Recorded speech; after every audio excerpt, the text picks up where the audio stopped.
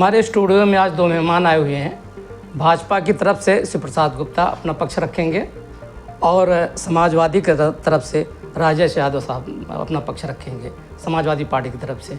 हम सवाल पूछ रहे हैं, आज हमारा जो चर्चा का विषय है कानून व्यवस्था को लेकर के है। भाजपा सरकार 2017 से 20 की सरकार चल रही है। हम ये जानना चाहेंगे जो कानून व्यवस्था है वो किस तरह की है, जो विपक्ष आरोप लगा रहा, इस पर आप बताइए।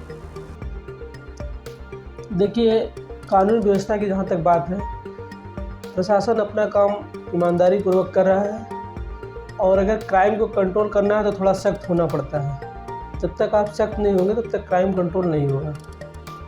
तो इस हिसाब से अपराध की जो संख्या अगर देखी जाए, जो हमारी 02 की गवर्नमेंट है अभी, उसमें बहुत कम हुआ। महिलाओं को जो अपने आप को असुरक्षित महसूस करती थी वो आज के समय में निर्भीक होकर कहीं भी आ जा सकती हैं।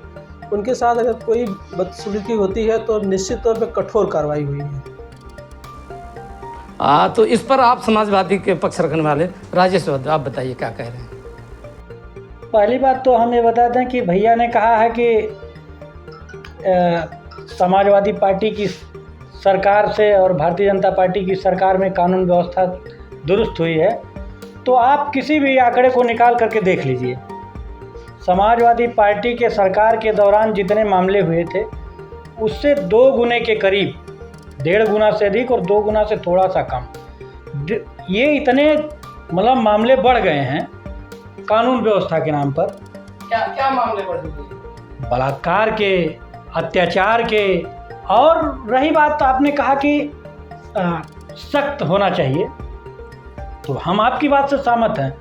अपराधियों की कोई जाति नहीं होती, लेकिन अगर माननीय मुख्यमंत्री के द्वारा सदन में ये कहा जा रहा हो, 15 अपराधियों में सिर्फ 2 अपराधियों का नाम लिया जा रहा हो कि पवन यादव और फलाना मुसलमान, ये जाति देख करके नाम लिया जा रहा हो, माननीय मुख्यमंत्री द्वारा सदन के बीचों बीच ये सदन की गरिमा को भी तार तार कर रहा है और कानून व्यवस्था की पोल भी खोल रहा है। ये तो घटना बरसात में जो जी। और जबकि कानून व्यवस्था के चेकिंग के दौरान जो सीसीटीवी फुटेज आए, उस फुटेज में पवन यादव का कोई नाम भी नहीं, उस फुटेज में उसका कोई प्रमाण नहीं मिला कि वो शामिल भी था, क्योंकि वो चाय की दुकान पर बगल में बैठा था।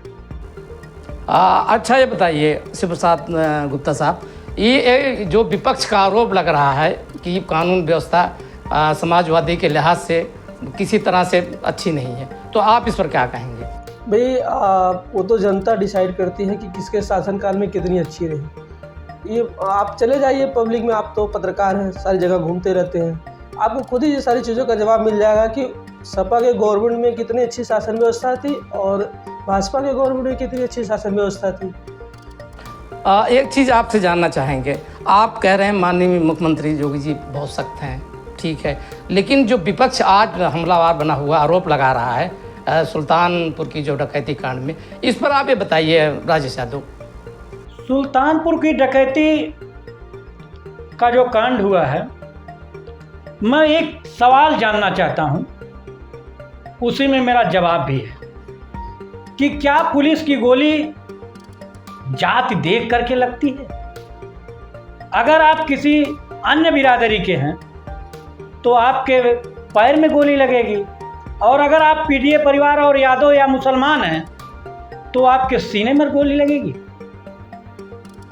अगर अपराधी की जाति देख करके हत्या की जा रही है, जो मुख्य आरोपी सुल्तानपुर कांड का है, उसको किस तरह से, किस नाटकीय ढंग से सरेंडर कराया जाता है, और मंगेश यादव जिसका अभी तक कोई प्रमाण भी नहीं दे पाई पुलिस, अगर मंगेश यादव अपराधी था, उस लूट में शामिल था, तो अब तक लूट के गहने बरामद क्यों नहीं हुए? इस सवाल का जवाब कौन देगा आखिर?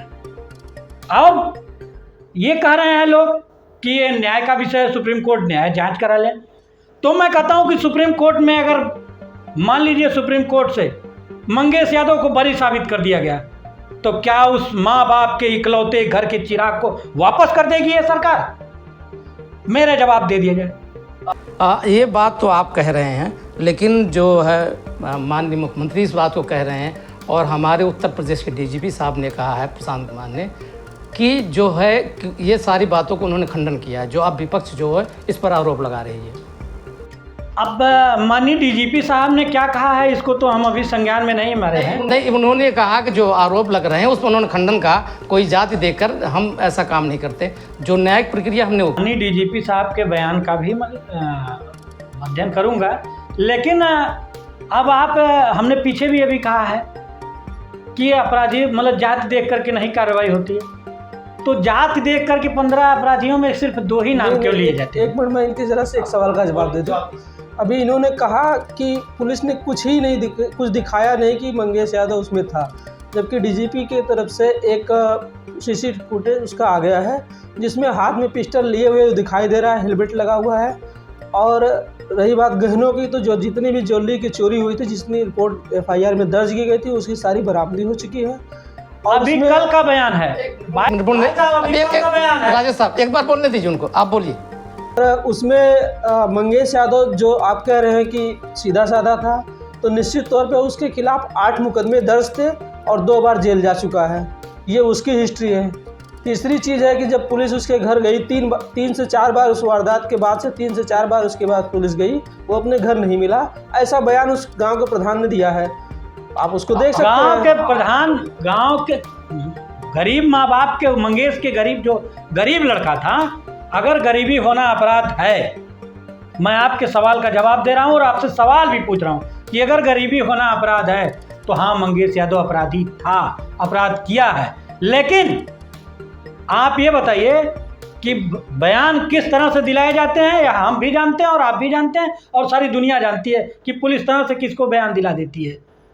और आज ये बताया जाए, बस हमें एक चीज़ जानना चाहते हैं कि जो मुख्य आरोपी था उसके खिलाफ कोई कार्रवाई नहीं होती, उसको नाटकी ढंग से जेल भेज दिया जाता है, और इसको 3 और 4 तारीख की रात को घर से 2 बजे पुलिस उठा करके लाती है और 2 दिन बाद सीने में सटा करके गोली मार दी जाती है।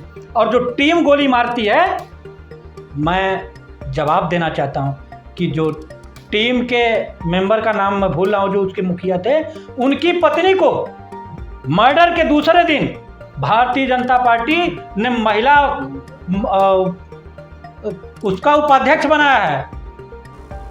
आपके कहने का मतलब है कि जो उन्होंने काम, एक मिनट आपकी बात को रोकता हूं, भारतीय जनता पार्टी के पूर्व के सांसद बृजभूषण शरण सिंह ने भी कहा है कि ऐसे इनकाउंटर प्रमोशन के लिए किए जाते हैं, यह इनकाउंटर सही नहीं है। यानी आपका कहने का मतलब है कि उन्होंने इनकाउंटर किया तो उनको गिफ्ट दिया गया? बिल्कुल दिया गया है। क्या आप कहेंगे भाजपा नेता?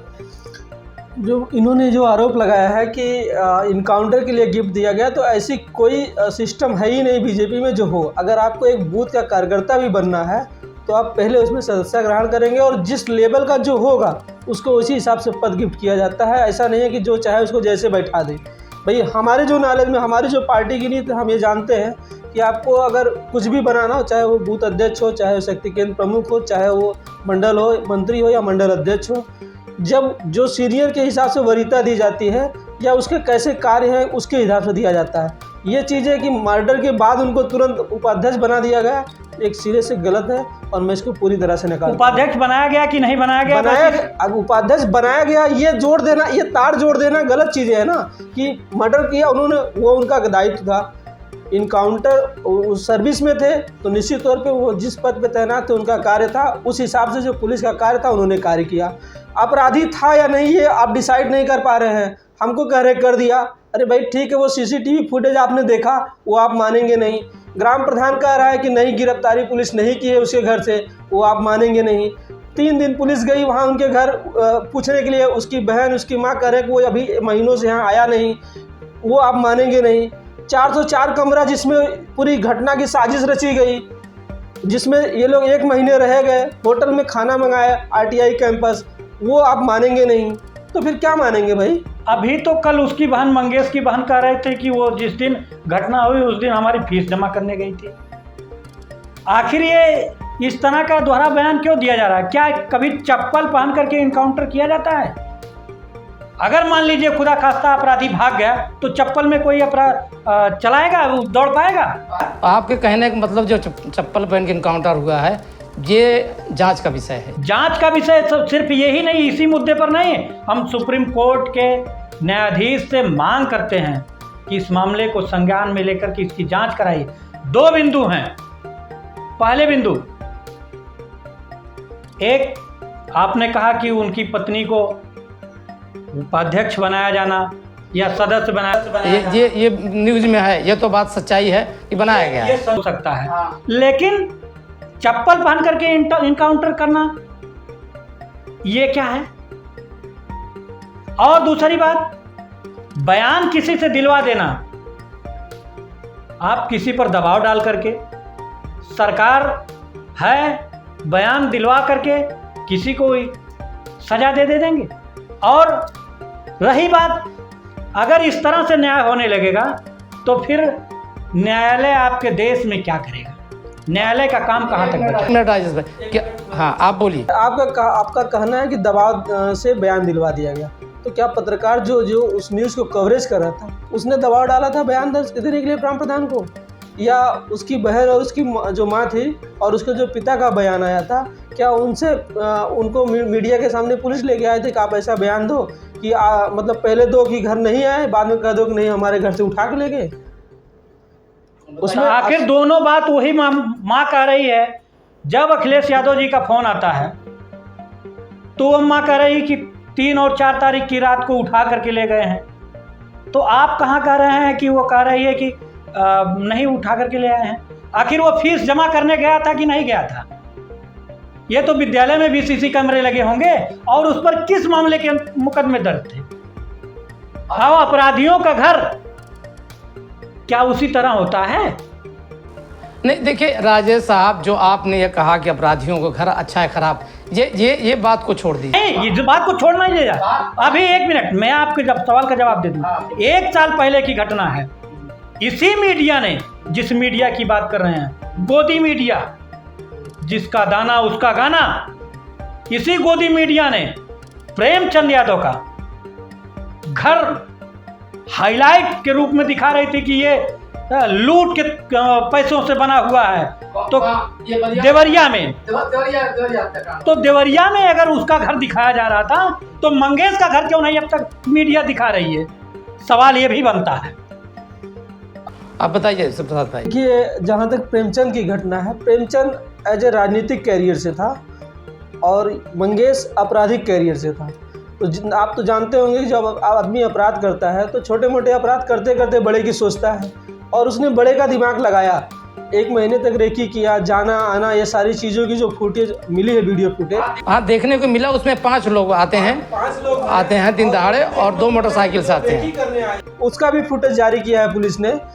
अब आप ये बताइए कि प्रेमचंद यादव राजनीतिक कैरियर से संबंध रखते थे, तो जाहिर सी बात है कि उनके पास बहुत सारी चीजें होंगी। और मंगेश मैं पूछना चाहता हूँ कि जब उसके यहाँ से जो उसको कहे कि गहना बरामद हुआ, वो गहना है कहाँ? अभी कल का बयान आया है उस सराफा व्यवसायी का कि हम तब से 41 दिन से दुकान बंद करके, 41 दिन कितना दिन होगा, मैं तब से दुकान बंद करके ये इंतजार कर रहा हूँ कि मेरे गहने वापस मिले और मैं अपनी दुकान को खोलूँ। तो अगर वो गहने मिल गए हैं तो अब तक सामने क्यों नहीं आए?